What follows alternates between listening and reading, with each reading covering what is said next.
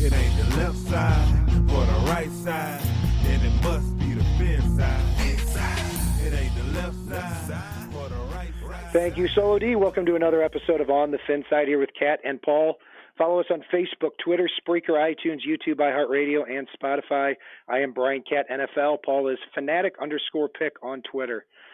We are previewing Dolphins Jets week number 2, heading into week 14 at MetLife Stadium. The Jets are favored by 5.5 points. I don't know how, but they are. Temperatures expected to be in the 40s as the Dolphins try to sweep Adam Gase and the Jets here this year and really go for their 4th straight win over the Jets dating back to early 2017. Paul, as we know, there's a MetLife Takeover that Dolphins NYC puts together every year. It's become this huge thing. It's in its 10th year. What can you say about that? I understand that we've both been feeling under the weather this week, so this is going to be the first time you're not able to make it this year. It is. I wound up getting downgraded to out on the report, unfortunately, for this week, last minute this morning. Kind of knew it was a possibility all week after coming down with Lyme disease, which is not fun, I will tell you, for our listeners out there who have not had it. But I'll tell you, I mean, it's an experience like no other. I mean, they have a huge pre-party on Saturday night at the bar. Solo D performs, who does our theme song.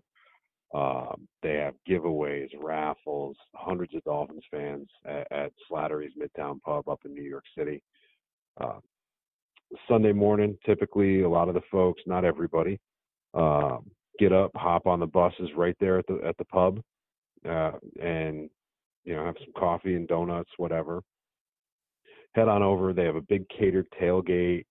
Usually Tom Garfinkel, Jason Jenkins, Joe Rose, Nat Moore, several Dolphins greats. Like last year, it was Clayton and Duper were out there at the tailgate amongst a few others. I mean, it's really a wonderful, fantastic time. Then you go into the stadium and you're sitting with three and a half sections of Dolphins fans all together, being loud. And really, if you were going to this MetLife Takeover this year, I know I've had a lot of really good interactions with fans at when I've gone. Yeah, for one, if you know my dad, give him a hug.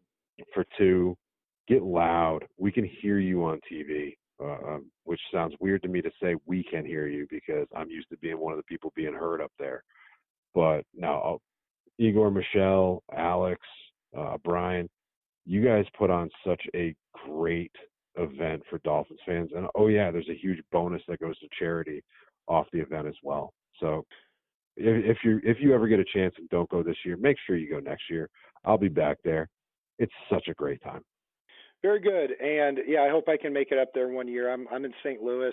This is in New York. So I'm going to do my best one year to certainly make it up there too. But, yeah, Dolphins and NYC, they do a great job on that. And, yeah, I remember hearing in 2016 when the Dolphins played the Jets on Monday night, hearing all the Dolphins fans up there, and some of the players actually mentioned it after the game, unprovoked, that they were hearing Dolphins fans. So it's great to travel that well. So before we get into the game, Paul, we debated whether or not even to have this on the show because we don't want to give a certain person here any more airtime or exposure than they deserve. But we can't help it. And it also goes in line with where the Dolphins are right now and how we feel about Brian Flores and this team heading into the final 4 games of the year. So Omar Kelly from the Sun Sentinel has gotten a lot of mostly negative attention this week by basically coming out and saying that that Dolphins fans need to pump the brakes on Brian Flores. And to be quite honest, I thought that was a pretty legitimate point at the beginning. But then he went on to expand on that, and we'll talk about that here in a bit because he had a big blow up with Joe Rose, who you mentioned, in about a 20-minute segment, and I invite everybody to go listen to it because it got testy. It was a fiery segment, that's for sure, because Joe Rose is of the belief that the Dolphins have improved throughout the year. I think we're all under that impression. And Brian Flores is doing a hell of a job for how little he has, especially over the last 2 months of the season. So what was when you took a look at or listened to this interview, Paul, or this back and forth. What were your thoughts on this? Well, I'm gonna preface this too. It's off camera. Joe Rose, Omar Kelly, two of the nicest people you will meet. Off camera. On camera, in writing, you name it. Joe Rose, usually a pretty spot-on individual, very honest individual. Whether you agree with his opinions or not, he allows for the fact that not everyone's going to be of the same opinion. Omar Kelly got everything and more that he wanted this week. As you and I talked about off the air, Joe Rose could have utterly destroyed him at the end of it and destroyed his career pretty much, and didn't. I'm going to go with almost unfortunately, because what Omar Kelly is doing is sensationalizing for clicks. People are starting to buy in on Flores. He's going to tell you you're wrong and make you argue with him and get him attention and get him clicks. People are out on Flores. He's going to come up with some argument for why you should be all in on Flores. Same thing with, in that interview, he's talking about the fact that, Gase did a really good job and had similar rosters. And, the fact that he's saying everybody's roster is in the same state as Miami's at the end of this year. Miami started the season with a mostly CFL, XFL roster. And Miami's got a depleted version of this CFL, XFL roster, and they're playing better. Omar Kelly wants to throw out seasonal stats and ask how they're playing better. Of course, you nitwit. They did so poorly at the beginning of the year with a broken roster that it's hard for them to recover very far from that, and that's going to equate into their overall rankings for the year. I mean, it's you can use statistics to make stupid arguments, and unfortunately, that's what we heard Omar do in that interview. And yeah, Joe Rose lost his mind. Good for him. I don't blame him. I mean, I was listening to that, and I probably would have been losing my mind if Joe wasn't doing it for me. Well, here's a couple things. As far as I'll clarify that Omar Kelly did not specifically say that they have the same rosters or anything like that. A couple of comments he made is one, Patrick. He said that Joe Rose had said Patrick Laird is Dolphins starting running back for Christ's sakes this week, and Omar said, well, at this time of the year, pretty much everybody has a Patrick Laird type of player. No, they don't. This is an undrafted free agent who wasn't even playing 2 weeks ago and is only playing because of all the injuries to the team, and so there's that. And then you've got in 2008, in Tony Sperano's first year, they were relying on a lot of undrafted free agents. No, they weren't. Devon Beth, the only reason he got on the field was because he was one of the surprises of training camp, and he earned it, not because like Nick Needham or Deion Calhoun is being thrown into a starting role here. And as far as statistics, he said, what is one area of the team that they have improved in since the beginning of the year? Well, I'm glad you asked, because here are some cold, hard facts. In the first 4 weeks of the year, they were getting outscored 163 to 26, over 34 points per game. They were averaging 6.5 points per game in the first 4 games. Now they're averaging over 21 points. In the first 4 games against the pass, they were allowing opposing quarterbacks to have a quarterback rating of 132. Over the last 8 weeks, that's 82.7 now. They have the 5th fewest penalties in the league this year. And you look at the players now who have gone from really busts or completely unknown players to starters for next year. Not just starters for the Dolphins, but likely starters for what would be a lot of NFL teams. And those guys are players like Devontae Parker and Preston Williams if he's healthy, Mike Gesicki, John Jenkins, Vince Beagle, Eric Rowe. And then you factor in Fitzpatrick and Nick Needham and these types of players playing well. You've got 8 players right there that have dramatically improved throughout the year. They also won 2 games against the Colts and the Eagles where they were double-digit underdogs. And now we're talking about here in this game, Paul, where if the Dolphins win against the Jets and sweep them and go to 4-9, again, not a record to write home about, but they go to 4-9 and the rest of the favorites win this week, the Dolphins may be picking 8th in the draft heading into Week 15.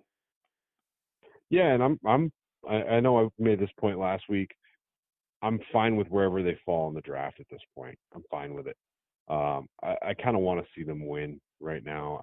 I want to see them build up that character, build up that culture, be able to attract the free agents they need to, especially along the offensive line this offseason, and really just start making some waves, because this is a coaching staff I can get behind. I mean, you look at what they've been able to do at times with this offensive line. Not going to say he's not getting the most out of these guys, because let's face it, I mean, no running game. It's funny how much different it looked when they started throwing the little screens to Patrick Laird out of the backfield. The defensive line had to account for something else. That's all I'll say on that. But I mean, really. And Paul, if I could interject there too, as far as improvement with running back and offensive line, that's another good point I'm glad you brought up, was that they're not going to improve this year with those two units. I mean, other than Patrick Laird catching a few passes, I mean, they may not have an NFL caliber running back or offensive lineman on the roster other than maybe Jesse Davis. So to me, they get a free pass at those two positions this year. But see, my point there, though, too, is you look at how much more effective that offensive line got in the game last week when the defense couldn't just pin their ears back. Because, let's face it, you didn't have to worry about Kalen Ballage going anywhere. You could pass rush, and he was going to run into one of your guys. But with Patrick Laird coming out of the backfield, they have to hesitate a little bit and watch for the screen game, because Patrick Laird can actually catch the ball instead of ducking out of the way. And so, I mean, that offensive line, I'm not going to call them good, but it's serviceable if the defense has to worry about both aspects of the offense in some form or fashion. And we saw that last week. Once Miami got a little bit rolling in that regard, it opened up the entirety of the offense. We saw it 2 weeks ago at the very end of the game when Laird got on the field, and even a little bit of Gaskins. So in reality, they need to revamp this offensive line. We know they do. But at least they're finding ways to make them serviceable here. I think the situation made him a little more serviceable last week, because they got destroyed in the first quarter of the game. And then Ballage leaves the lineup, and like you said, they start attacking downfield more, because when you've got a running back that can flip out into the flat, you got to account for him. That affects the pass rush. And hopefully the Dolphins learn their lesson there. Yeah, and Myles Gaskin, 2 carries for 20 yards last week. Hopefully he gets on the field a little more. It'll be interesting there at running back. On offensive line, I think this is a complete nightmare of a unit still. But if they can get 2 offensive tackles in the offseason, it's very deep in the draft, and there are players available in free agency. Like I've said before, I think it forces all those other resources inside the center and guard.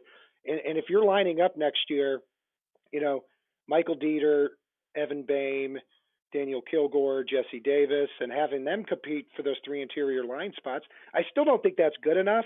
But I think you can pass with those with that interior line at that point.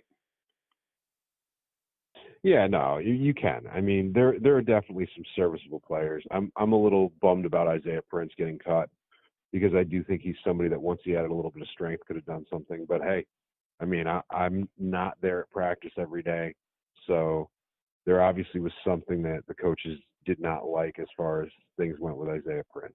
So yeah, good segue. Good luck to the man. Good segue into what we're talking about next year is the Dolphins overturned over 11% of the roster this week. We've seen this happen a few times over the last couple of months. So a lot of roster moves this week. They signed 6 players, believe it or not. So they signed running back Zach Zenner. He was with recently the Cardinals and the Lions. More of a thumping fullback looking type guy. Wide receiver Mac Hollins was a former 4th round pick of the Eagles. Very good special teamer. I'm not quite sure why it didn't work out there. But he's got about 35 catches here over the last 2 years, 6'4", 210. Trevor Davis is an interesting guy, because it wouldn't surprise me this week if he were the kick returner and punt returner. He does have experience there. John Gruden thought enough of him to trade a conditional 6th round pick for him. He had a 60-yard touchdown run in the first game against the Raiders, and then or for the Raiders, and then just kind of fell off the map from there. So keep an eye out to whether or not this week Davis or Marcus Sherrills gets the lion's share of the returns. Evan Brown, a center that was on the Giants practice squad last year. Lyndon Stevens, also a practice squad guy. I believe he came from Denver, a cornerback. And Zach Seiler, a defensive end. This is a player that I watched last year in preseason, 6'6", 300 pounds. The Dolphins don't have a defensive lineman with that type of size. Hopefully he gets in the rotation a little bit more this week so we can see what a player with that size can do. To make room, and they had to make a lot of room, they put Kalen Ballage and Ken Crawley on injured reserve. They cut Isaiah Prince, who was quickly signed by the Bengals. They cut Chris Reed, too, and that's an interesting story. They also cut Montre Hardage there, and he's already been put back on the practice squad. So, Paul, a lot of under-the-radar moves this week. Anything else stick out at you other than Prince? No, I mean, I think they're just trying to throw a few things at the wall, see if anything else sticks for next year at this point. I mean, the Zach Zenner thing makes absolute sense with the injury to Kalen Ballage last week, or let's face it, would have made absolute sense a couple weeks ago with the play of Kalen Ballage. But, I mean, other than that, I kind of like the fact that they got a little bit of a smashing running back. You know me. You know I like having one of those on the roster, and I don't feel like Miami has to this point. So, unfortunately, I think they still don't. I don't think much of Zach Zenner, but we'll see. I don't know. I mean, I would have preferred to sign more of an unknown running back than somebody who I know, frankly, kind of sucks. So we'll see. Let's get to the game here, Paul. As far as the big news really is the injuries, because the Dolphins finally this week shouldn't have anybody miss the game with an injury. They're really back to full strength, other than the guys who were on injured reserve that we've talked about. For the Jets, they put C.J. Mosley, their prized free agent linebacker, on injured reserve. He's missed the last few weeks. He didn't play against the Dolphins last time either. They're going to be without Jamal Adams, who's probably their best player. Le'Veon Bell at running back, the Dolphins and Brian Flores said they're going to prepare as if he'll play, but he's been sick all week, and he's really iffy for this game, and maybe he does get held out. They'll also miss Brian Poole, one of the better nickel backs in the league, as well as starting right tackle rookie Chuma Edoga. So a lot of injuries there for the Jets that could give the Dolphins some matchup advantages here. Well, not only that, they've got a number of folks in their secondary that are also listed as doubtful or questionable for the week. So, I mean, it's really their secondary could be exposed in this one. I mean, even Ryan Griffin is probably going to play, but he's listed as questionable after missing some time with an illness this week. And tight end Ryan Griffin was one of those guys that I know you remember I said that we needed to watch out for in that first game, and boy did we. I mean, he was about the only weapon on the field. I mean, if he does play, you've got to account for him, and you've got to account for Robbie Anderson. Otherwise, the Jets will eat you up. But if you account for those two, there's no one else on this roster, unless Le'Veon Bell plays, that scares me right now because of the way the injury bugs hit them on offense. Yeah, they're going to have Bilal Powell likely starting at running back, and this is an amazing story with Bilal Powell. I mean, I can't recall a time that I've ever seen a running back play with the same team for 9 years and never start and always be the number 2 guy. And that has been who Bilal Powell is. I feel bad for him. He's never gotten that opportunity. But then again, I guess the $30 or $40 million he's made over his career has served him well. But on the Jets' offensive side of the ball, I was getting worried about the Jets here a couple weeks ago because they put together 3 straight wins, albeit over the Giants, Redskins, and Raiders, where they scored 34 points in each of those games, and they won each of those games. And Sam Darnold looked very good in those contests. And I hate to say it, I do think Darnold's going to keep getting better as a quarterback in the NFL. But he hasn't been good against the Dolphins, that's for sure. You look at his 3 career games against Miami, he has 823 yards passing, 2 touchdowns, 7 interceptions, 63.1 quarterback rating, 0-3, and averaging 12 points per game. But, Paul, too, like you said, it seems like the matchups favor the Jets at their wide receiver spot. I mean, you got Robbie Anderson, you got Jamison Crowder, Demaryius Thomas, and Ryan Griffin. For a team that's as bad as the Jets, that's a pretty decent receiving unit. It is, but it's not Alshon Jeffrey, freaking Dallas Goedert. I mean, it's not anything better than what they faced last week by any stretch of the imagination. It's, Demaryius Thomas is not the Demaryius Thomas of a few years ago in Denver by far. I mean, Demaryius has already been, ousted from a roster once this season.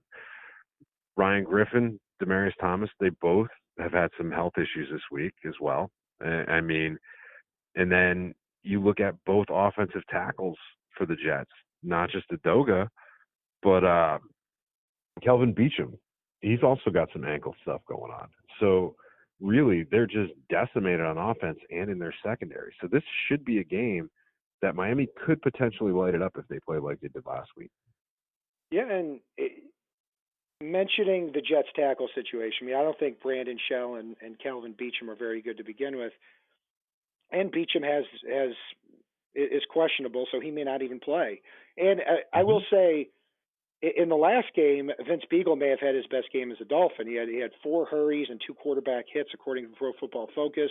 He was in the backfield a lot, making things uncomfortable for Sam Darnold. Taco Charlton, we've talked about him being very hit and miss, mostly miss, even though he's got 5 sacks and 2 forced fumbles on the year. I thought he played his best game as a Dolphin last week against Lane Johnson. Thought he got actual penetration on a down-to-down basis. I didn't think he took himself out of as many plays. So for the first time all year, if Taco Charlton can bring what he did last week and Beagle can do what he's done for most of the year, Dolphins may be able to actually get some push here.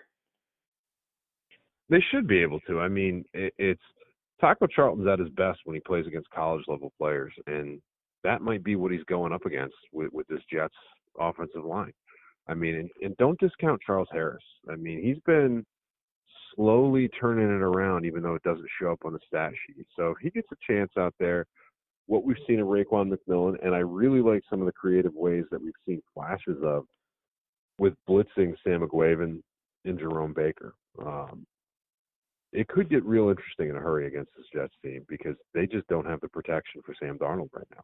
Yeah, and the big worry I'd have with that, though, too, is if you get a little blitz happy, if Le'Veon Bell misses this game, you may see Ty Montgomery end up in the backfield, and he really can be a sneaky little threat coming out of the backfield if you get a little too blitz happy. Yeah, I always thought Montgomery was going to be a little bit better than what he's shown in the NFL so far. But yeah, he is a receiving threat out of the backfield. I mean, he wears number 88 for Christ's sake. So yeah, and you mentioned Raekwon McMillan. He had a monster game against the Jets in week 9. PFF gave him a 92.2 grade, which I believe was the highest for an inside linebacker that week. So he continues a very, very good season. And yeah, Sam McGuavin is without question coming off his best game of the year. He's been largely a disappointment, but last week he had a huge sack that led to an Eagles missed field goal that would have put the Eagles up by 11, and he had 3 tackles for loss. So it'll be interesting to see if he puts together 2 games back-to-back like that. And in terms of the matchups, you're right. The Eagles probably had a better receiving and tight end unit. In fact, they did, than the Jets have this week. It'll be a good challenge because Nick Needham and Ken Webster and getting Stephen Parker back, we've got to see where they stand in the pecking order heading into next year. Is Ken Webster, is he somebody who can challenge for the starting job opposite Xavier Howard? Probably not. Is Nick Needham going to be somebody who does that? Are these guys going to be 6th, 7th, or 8th defensive backs and factor in on special teams? Dolphins have to find answers to those questions. But also, too, Paul, good for Eric Rowe this week. Getting a contract extension, 3 years, $18 million, $7 million guaranteed. It looks like he's going to be the starter at strong safety heading into next year. But the defensive back unit is the one I'm really looking at toward the end of the year. I feel like I have a pretty good feel on the rest of the positions for good and for bad. Yeah, I mean, there's a lot that I think Miami can see with the secondary as we move forward here. And again, like, I'm a huge fan of Ken Webster. I mean, I really like what they've got in Nick Needham, but I think that that's something that they're going to have to address in the offseason. Because you add a Byron Jones and a draft pick or two in the secondary, and suddenly that's a really, really lockdown secondary out there. I mean, what they're getting out of these guys, that, let's face it, I mean, I don't dislike anybody that's back there. I mean, even Jamal Wiltz has gotten serviceable, which I can't imagine what that could be other than coaching, but you do have to add a little bit to the mix in this offseason, but you just want to see what's worth keeping out of what you've got. Oh, I completely agree. In fact, what I'm starting to get intrigued by is for a defensive back group that, is really adopting almost carbon copy of what the Patriots are doing defensively. They're going to pour a lot of money and resources into defensive back, and I think they're going to be sure they have a good free safety opposite next to Rowe and a good boundary cornerback opposite Xavier Howard. Let's say they get Byron Jones and Justin Simmons this offseason, just for argument's sake. You would have Howard, Simmons, Rowe, Byron Jones as your starting four, Bobby McCain as your nickel back, and then your 6 through 10 or 11, you're going to have guys like Jamal Wiltz, Nick Needham, Ken Webster, Chris Lamons, Stephen Parker. You could be 11 deep at that spot and may not have to spend a single resource in the draft. Yeah, I'd still like to see him spend one or two on potentially developmental prospects. I know I've mentioned him before, but Richard LeCount and J.R. Reed out of Georgia are two that I'm really high on as far as the safeties go. I mean, it's you start taking those swings while you've got riches. You don't have to hit on them, and you can make a few misses, and you're a lot more likely to hit on those picks between now and the point that you have to. And that's something we haven't seen from this organization in a long time, is getting the answer before it becomes a question mark. And really, the secondary is somewhere Miami's positioned to do that. So I want to see the Dolphins, whatever they do, I don't want them to just throw a free agent here or a draft pick there at a position that right now is grading at a D. I'm not saying the defensive backs are, but there are some positions on this team that are, and hope that we have an evenly distributed roster. I want them to overload on a position like defensive back and say, we're going to dominate you here, and it's going to make the rest of the positions on defense better. That's what the Patriots have done at defensive back, and they put a lot of resources into it. But yeah, there are some developmental players in the draft, especially with all these draft picks. The Dolphins have 14 of them this year, or are expected to after the compensatory picks are handed out. Paul, offensively, we talk about the same thing every week. Offensive line sucks. You need to get Laird involved, blah, blah, blah. Mike Gesicki had 6 catches for 95 yards last time against the Jets, largely lined up with James Burgess, a former Dolphin. They'll be without Jamal Adams in this game here, too. So Mike Gesicki and Devontae Parker, this is a game that both of them really need to take over if the Dolphins are going to win. Oh, 1,000%. I mean, it's and honestly, Pete Schrager pointed out on Good Morning Football this past week, there has been no better wide receiver in the NFL since week 5 than Devontae Parker. And he's right. I mean, I don't have the exact numbers right in front of me, but did you ever think we'd say that? I mean, he's out there Randy Mossing guys left and right. And I think it might have been Schrager, it might have been one of the other guys on Good Morning Football, was pointing out the fact that he put up a single season highlight reel just in last week's game, and that's not the only game he's been doing that in. So, God, I can't wait to see what Devontae does this week. I'm so sad I won't be there for it. Well, a certain writer for the Sun Sentinel very clearly stated that Devontae Parker hasn't improved this year. You can't make it up, but anyway, that person will remain nameless for the rest of the segment here. Devontae Parker on the year, 53 catches, 854 yards, 6 touchdowns. He used 146 yards this week against a really bad Jets secondary to get 1,000 for the year with 3 games left to play. Probably won't get it, but then again, he had 150 plus last week. So But also too, Mike Gesicki at tight end this year. Remember what we were saying about this guy last year. About you take a look at the improvement with high pointing the football, and good for Ryan Fitzpatrick for being the quarterback that is putting the ball up for Parker and Gesicki to high point. But he has 401 receiving yards this year. That's 13th in the NFL.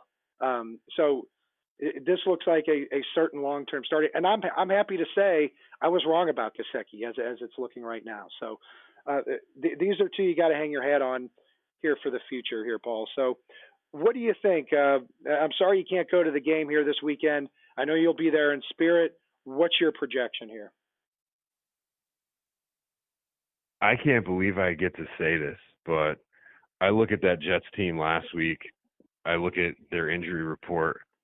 I look at the fact that this really turns into a home game for the Dolphins. I look at the fact that Adam Gase always outcoaches himself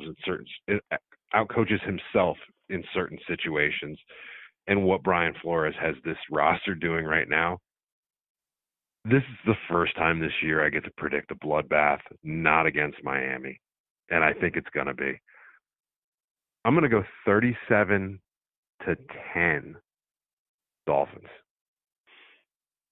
37-10. That would certainly be a bloodbath. They have no secondary this week. I'm shocked that the Jets are favored by 5.5 points in this game. I understand they're at home. Who did that? Omar Kelly? Yeah. I mean, 5.5 points. So what that means is that if this game were in Miami, it would probably be a pick'em, or maybe Jets favored by a point, or maybe the Dolphins favored by a point. I look at the injuries Jamal Adams being out, Tremaine Johnson and C.J. Mosley out for the year. Quinnen Williams has been a huge disappointment for them, too. So not a lot going on either side of the football. The big question is Sam Darnold going to have enough time to throw the ball in this game? Probably. And is he going to be able to put a lot of points on the board? I'm not too sure, but I'm going to say the Dolphins are going to pull this out too. I'm going to go with 24-17 in favor of Miami. And if that is the case here for the draft order, and going back to something you said before, Paul, I do care about the draft position big time. But I think I'm at the point too where, look, after I saw what they did with the Eagles last week, even before they won, I thought, look, they've got the Jets, the Bengals, the Giants, and maybe a rested Patriots team here over the last 4 games. They're not going 0-4 the rest of the way. And I've just kind of accepted it at this point. But if the Dolphins win and all the other favorites play out, they're going to be picking 8th in the NFL draft. And now we may not be looking at a quarterback. We may not be looking at even a Chase Young or an Andrew Thomas. We may be looking at a different caliber of player there that we've been kind of used to between picks 8 and 12. Then again, the Dolphins do have a lot of ammunition to move up for the player that they want as the draft gets a little bit closer. Yeah, and I'll say, they've got 3 first-round picks. The odds are pretty damn good they're going to hit on at least one of those 3. You look at the number of first-rounders that have washed out over the last 10 years, and not just for the Dolphins. We're not the only team that's had players wash out, believe it or not. Despite what a couple of journalists may lead you to believe, it's every team has swings and misses, and But you take 3 guys in the first round. I don't care where you take them. I don't care if you take them 30th, 31st, and 32nd. There's a pretty good chance you're going to hit on one of them. Just my thoughts. Yeah, and you've got 9 picks in the first 2 rounds here in the next 2 years.